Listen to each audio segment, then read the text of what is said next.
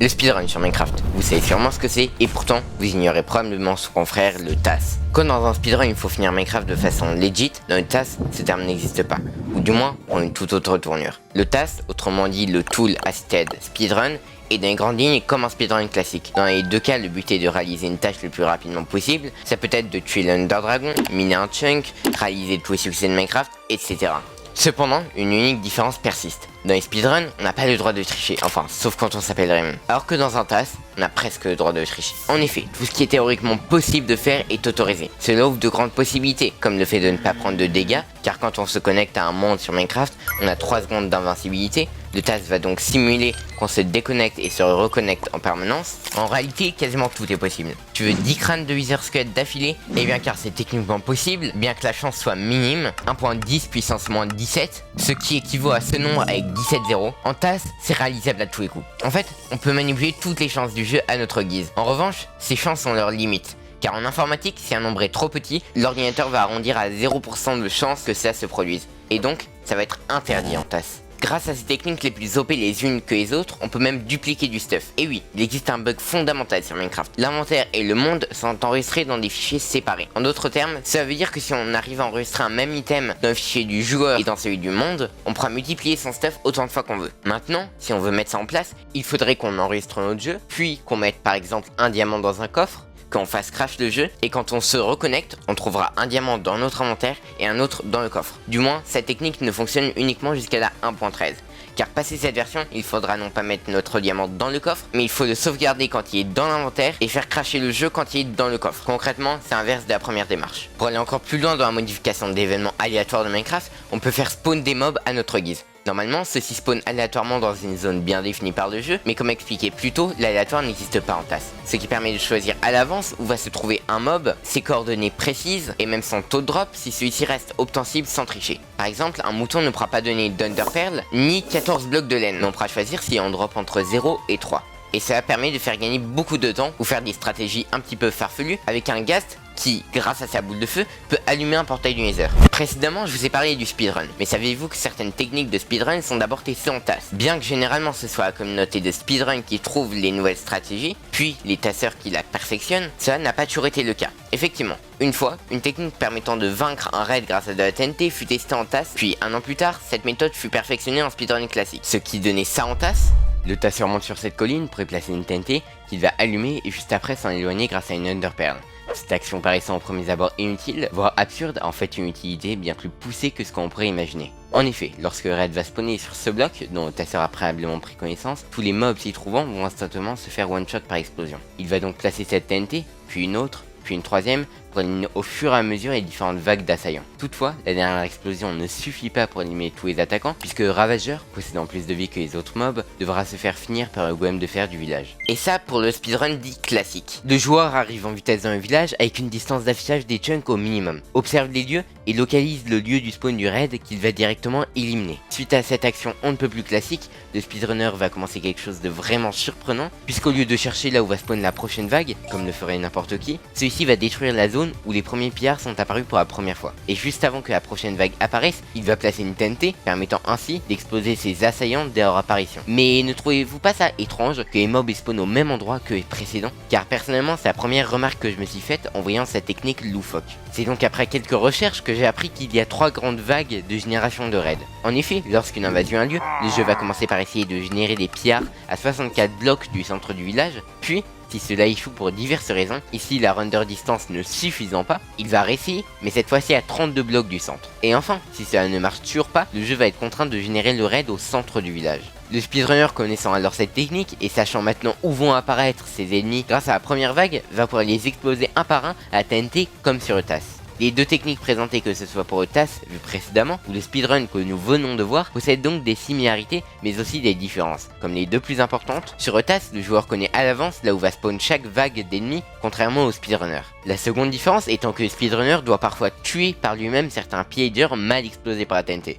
Maintenant qu'on sait tout ça, on pourrait se dire qu'il n'y a rien de spécial, car c'est comme dans tous les autres jeux, le TAS n'est pas unique à Minecraft, mais en réalité non. C'est justement ce qui le rend encore plus impressionnant dans ce jeu de cubes, car il est complètement unique et incomparable par rapport à d'autres jeux. Contrairement aux autres jeux comme Mario 64 par exemple, où des outils existent permettant de choisir à l'avance quelle touche va être pressée à quel moment à la manière d'un logiciel de musique, ce qui facilite grandement le processus, dans Minecraft, on doit assembler plusieurs parties de nos runs à l'image près, tout en modifiant constamment les probabilités. Récapitulons. Maintenant qu'on sait comment aller dans l'end, on se retrouve seul contre Ender Dragon, l'un des 3 boss du jeu, mais alors n'existe-t-il pas un moyen d'éviter d'avoir à le combattre? Heureusement, pour répondre à cette question, il existe une communauté dévouée, qui va trouver une solution toute simple, que voici. Vous n'avez probablement pas compris ce qui vient de se passer, mais pourtant ce joueur vient de battre l'Ender Dragon en 3 petites secondes. Tout d'abord, le joueur est téléporté sur une plateforme en obsidienne, puis une seconde plus tard c'est le dragon qui spawn, et avec lui le portail de retour qui n'attend que d'être allumé. Mais alors ça fait quoi si on place un cristal alors que le dragon n'est pas encore là? Eh bien c'est la réponse que donne la vidéo. Ça va faire bugger le script de spawn du dragon et comptabiliser que celui-ci est mort. Cela va donc allumer le portail de sortie, et tout ça en une fraction de seconde en étant resté sur le même bloc. Les plus attentifs d'entre vous auront aussi remarqué une autre action dans cette dimension. Et oui, il lance une première Ender Pearl pour se déplacer sur la plateforme en obsidienne, puis une seconde lui permettant de gagner de la hauteur, et enfin une troisième qui va légèrement modifier. En effet, sur Minecraft, lorsqu'on place un lead dans le Nether ou dans l'End, celui-ci va générer une explosion importante, mais étant beaucoup de dégâts aux alentours, bien plus qu'une TNT. Mais aussi un KB important, pouvant, dans notre cas, accélérer la vitesse de l'Ender Pearl et surtout sa distance d'atterrissage. C'est donc muni de ces 4 lits que notre tasseur va propulser l'entité à une vitesse fulgurante. Malheureusement, les tasses ne sont pas toujours utilisées à des intentions très saines. Je m'explique. Vous devez régulièrement voir passer des vidéos de parcours, relativement cancer, avec tout un point commun. Cette fiole au-dessus de l'inventaire. Certains pensent que c'est là pour faire de la déco, ou simplement un mode qui rajoute une barre de soif, mais malheureusement non. C'est bien un mode, mais un mode qui permet de faire des tasses. Le système est simple, ils appuient sur un bouton pour ralentir leur jeu, ils font le parcours super lentement et dans un logiciel de montage accélèrent tout pour qu'on n'y voit que du feu. C'est d'ailleurs le même procédé qui est utilisé dans les tasks plus officiels. Alors en soi, qu'ils fassent ça, ce n'est pas un problème. S'ils le disent et ne font pas semblant qu'ils ont fait ça sans outils annexes, puisque comme vous le devinez, ils ne disent rien du tout. Ok, imaginez maintenant qu'avec cette vidéo et un peu d'aide, on arrive à réaliser un record du monde sur Minecraft. Oui, c'est possible. Étape 1, trouver une idée beaucoup trop originale pour que ça n'ait encore jamais été fait. J'ai nommé le speedrun du Suspicious Gravel. Étape 2, définir les tâches pour arriver à un bloc de Suspicious Gravel. Étape 3, trouver une seed correspondant à nos critères. Pour cela, on va utiliser Cubiome et entrer tous les paramètres qu'on veut pour obtenir cette seed. Une fois qu'on a la seed, un travail de recherche de stratégie au bloc près est obligatoire. Et enfin, étape 4, faire des dizaines, des centaines et enfin des milliers d'essais pour obtenir la run parfaite.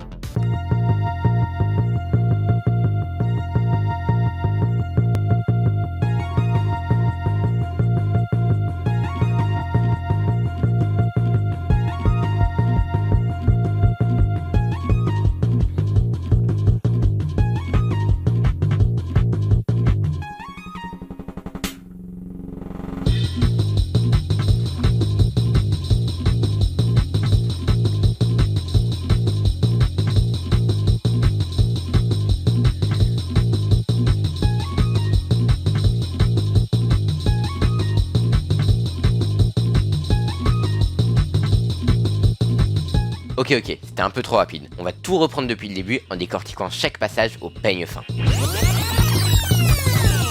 Tout d'abord, je spawn dans le village et me dirige directement vers la forge pour y accomplir différents objectifs, dont le plus important, obtenir la majorité du stuff. Une fois devant la structure, je casse une bûche de bois, ce qui me permet dès à présent d'accéder au contenu du coffre. C'est maintenant que les choses se corsent. Vous vous souvenez de la technique de duplication qu'on a vue tout à l'heure? Non? Ok, c'est pas grave, on va la revoir ensemble. Premièrement, j'ouvre le coffre pour y récupérer le fer et l'or. Une fois cela dans l'inventaire, avec la bûche de bois récupérée préalablement, je vais sauvegarder le monde, puis remettre le fer, le bois et l'or dans le coffre pour enfin faire crash le jeu, me permettant ainsi à la prochaine reconnexion d'avoir le même stuff dans le coffre et dans l'inventaire, ce qui l'aura donc dupliqué. Cela dit, pour obtenir un nombre optimal de ces matériaux, je vais être contraint de reproduire cette action plusieurs fois d'affilée. Grâce au stuff durement obtenu, je vais donc pouvoir me retourner et fabriquer une paire de cisailles, des outils, des portes et un coffre. J'utilise alors les blocs restants pour optimiser mon chemin vers la prochaine étape, les toiles d'araignée. Celle-ci se récupère grâce à des cisailles, et ça tombe bien, on vient d'en fabriquer préalablement. Alors une fois la première toile d'araignée obtenue, j'ai pu la dupliquer via un coffre, et directement après, repartir dans la bonne direction. Mais en fait, je vais faire quoi là-haut? C'est vrai quoi, je saute dans l'océan sans aucun stuff, pour y placer une vulgaire porte, me permettant de respirer, et enfin casser cette même porte que je viens de poser? Oui, hein, enfin c'est vrai, mais c'est plus compliqué que ça. En réalité, je fais tout ça pour me permettre de poser des toiles d'araignée sur le gravier suspicieux, qui va ensuite tomber et au bout de quelques secondes, drop au sol. Je viens donc de battre le record du monde de speedrun, ou plutôt de tasse. Attention, ça fait plus d'1 an que je travaille sur cette vidéo, donc s'il vous plaît, si vous l'avez aimé et que vous soutenez de manière générale le contenu de qualité, likez et abonnez-vous. Vous ne vous rendez peut-être pas compte, comme un partage ou un like peut changer une vie, mais s'il vous plaît, faites-moi confiance sur ce point.